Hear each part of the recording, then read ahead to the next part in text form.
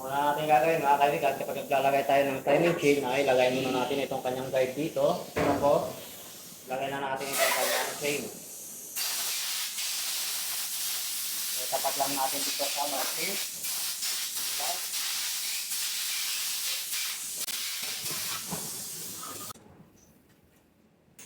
Tapos, pamalawa.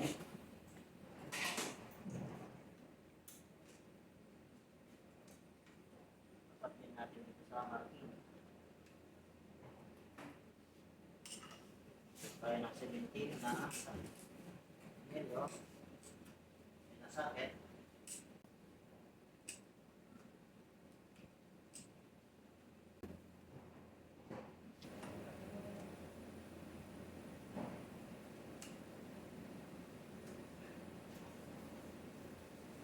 Hindi ka mo doon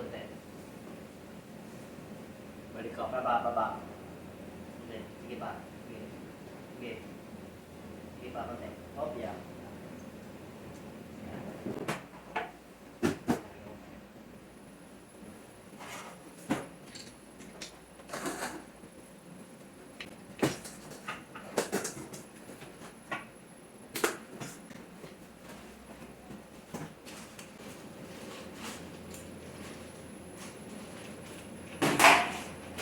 So ayan mga kaibigan, maglalagay na tayo ng kanyang tensioner.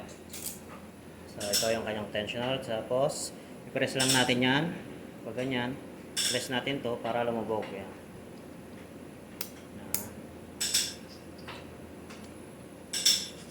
Ayan.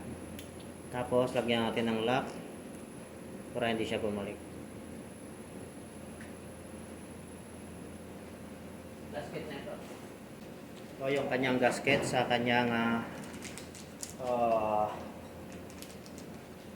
tensioner. Saan natin? So ayan, ito. So ito siya. So palitan natin yan. Ito yung luma. Ito yung kanyang bago.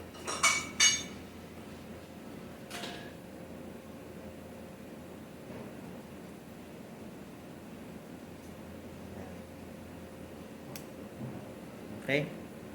So ito may gasket mga kaibigan ha. So tapos natin.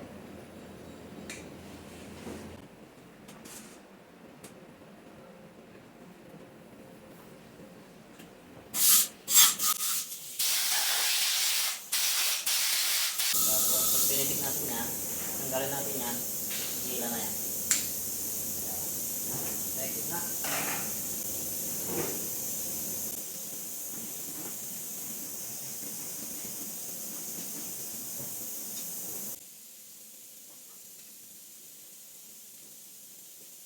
So ayan mga kaibigan, tapos na tayong mag-timing. So ito yung timing ng ating Hilux. So ito, tapat natin dyan sa kanyang hole, dyan sa dot. Ayan o. Tapos yun, sa dot din sa may kulay na dilaw. Okay? Tapos dito, sa kanyang crankshaft. Okay? Tapos itong kanyang timing cover niya mga kaibigan ay nagpalit na rin tayo ng kanyang water pump. Ikutin natin. So dapat ang ikot natin ganyan. Huwag tayong paikot ng pabalik ha. Kasi ito ang ating tensioner.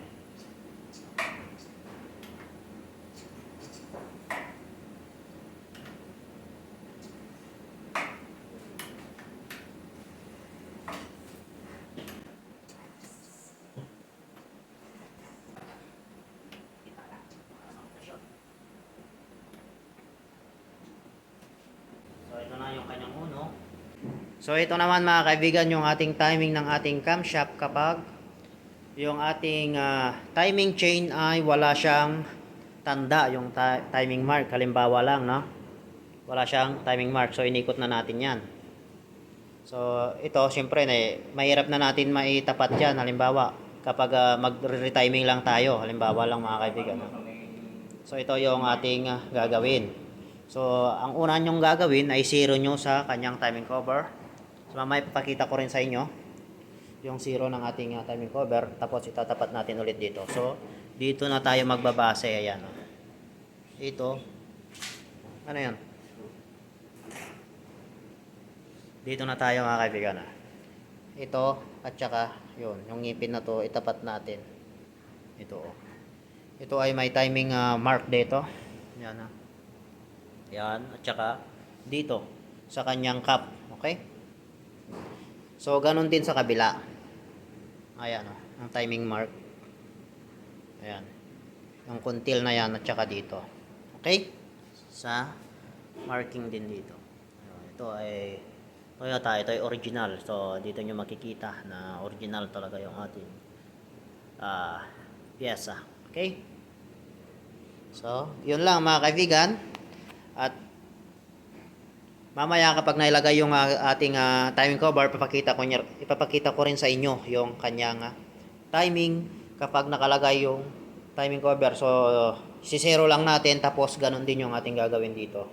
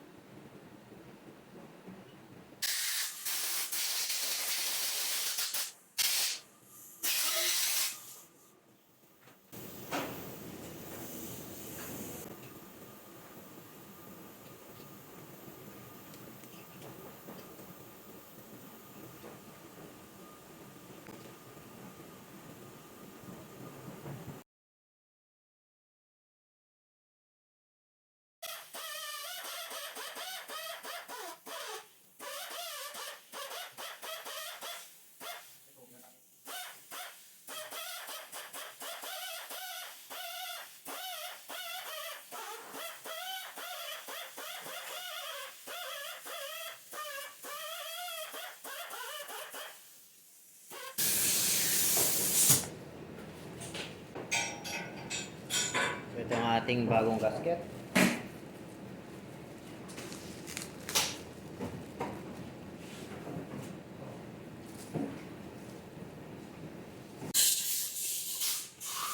So ayan, mga kaibigan, tapos na tayo dito. So dito naman tayo sa kanyang timing cover.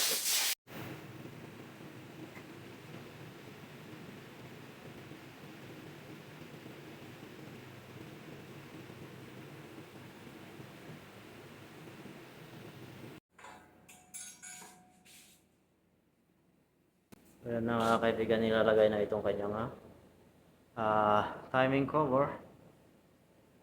So ayan.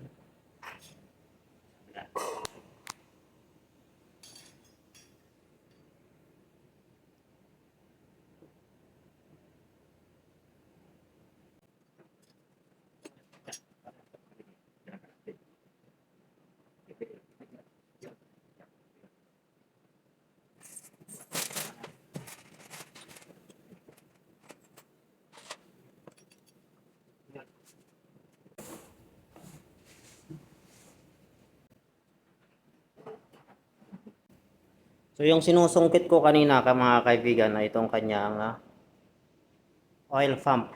So ipakita ko sa inyo. So ito, itatapat lang natin yan. Until na yan dito. Okay.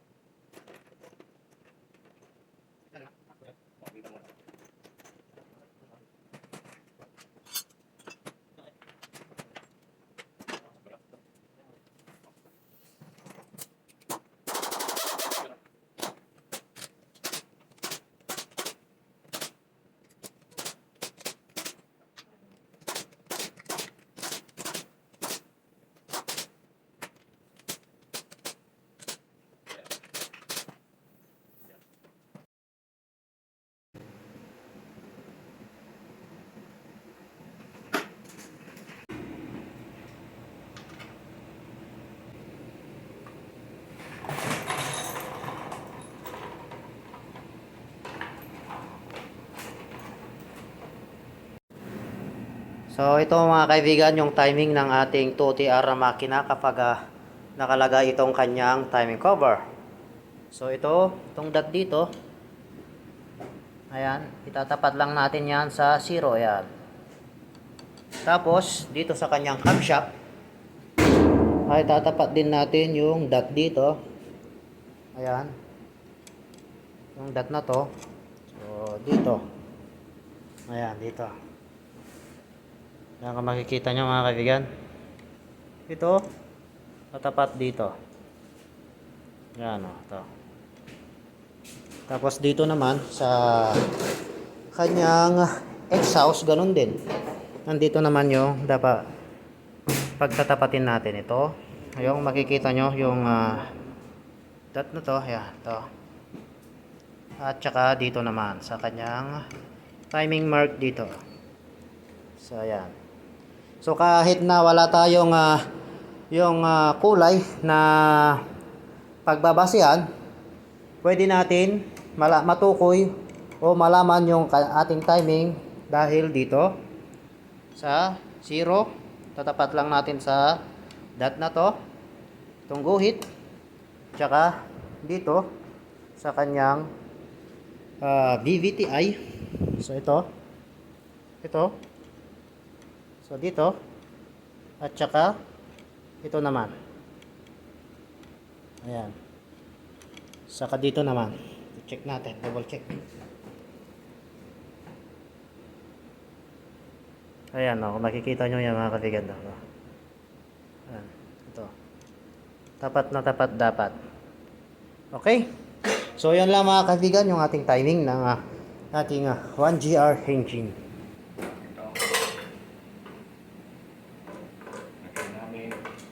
Yun na yun, malinis.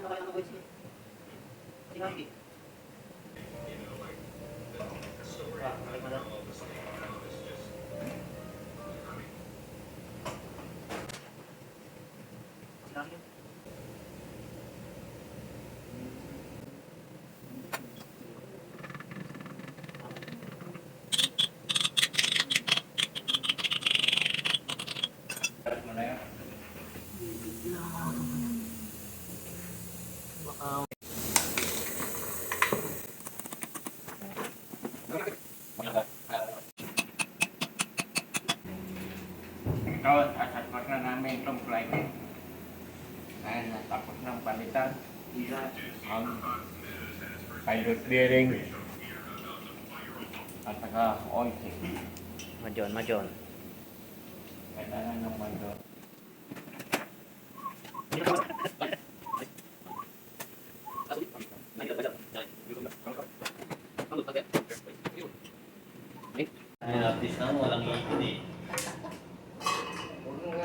Huwag mong magtaka ka na lang.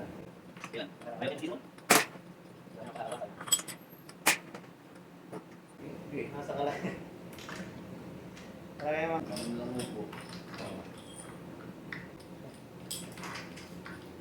Ginagamit sa utak niya eh.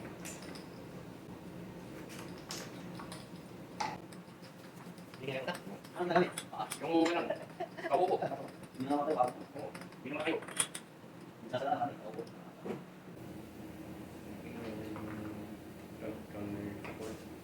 Ito ba yan?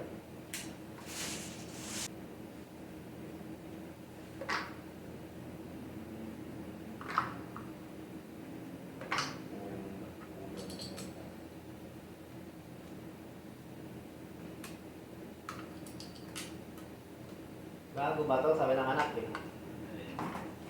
Dito sa cover daw.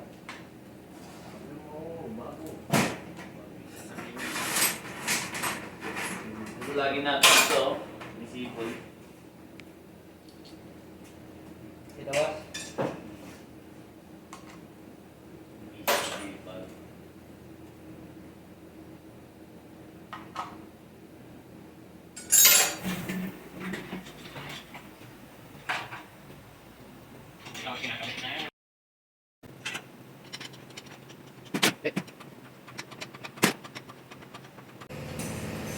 So ayan mga kaibigan, sasalpak na natin itong makina para mapaandar na itong sasakyan.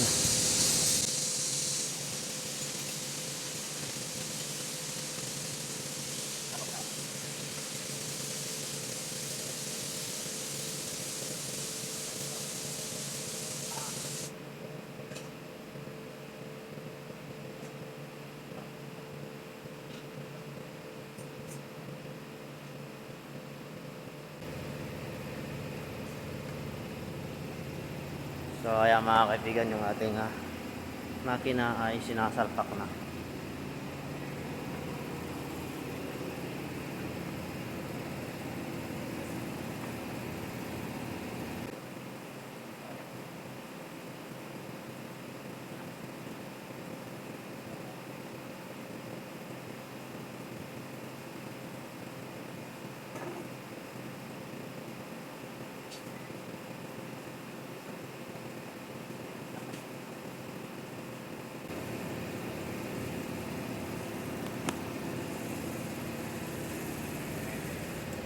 So ayan mga kaibigan, naisalpak na natin itong makina.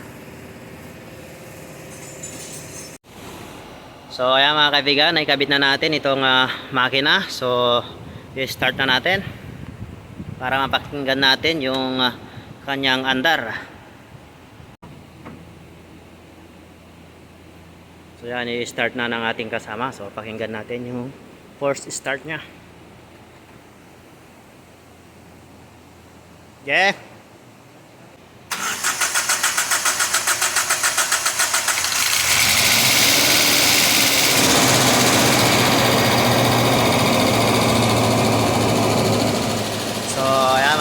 yan yung kanyang unang andar. So maingay pa yan kasi valve lifter yan.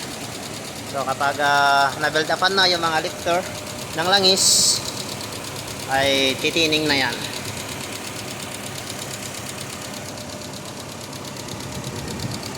So ayan na mga kaibigan, walang kapalag-palag itong ating makina.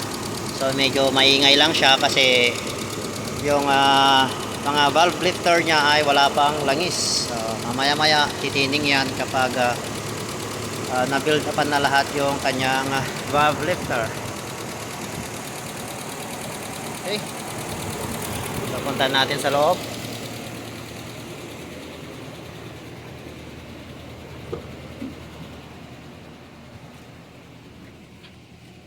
So dito wala siyang ilaw.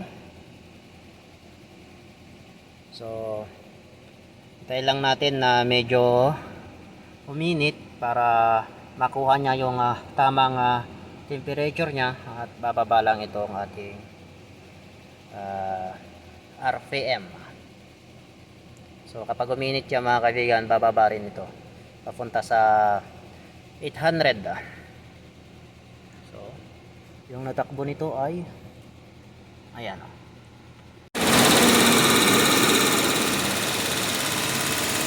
Kaya mga kaibigan, nire-rev ni Mr. Ibrahim para yung langis ay ma-build upan na yung ating valve lifter para tumaas na yung mga langis papunta na sa valve lifter. Ayan. Yung kanyang andar. Tikit. So kapag na-build upan na, ayos na yan. So ito na mga kaibigan yung normal na andar ng ating makina. So wala na yung tunog kanina na lagatik. So ito ay na-build upan na lahat yung kanyang valve lifter. Na-build upan na ng langis. So ayan, pakinggan nyo yung kanyang andar mga kaibigan. Ayan, umaandar yan Ayan. So ayan mga kaibigan, tapos na naman tayo sa isa nating gawa. So kapag nagustuhan mo itong aking video ay please like and subscribe na lang. Okay, thank you mga kaibigan.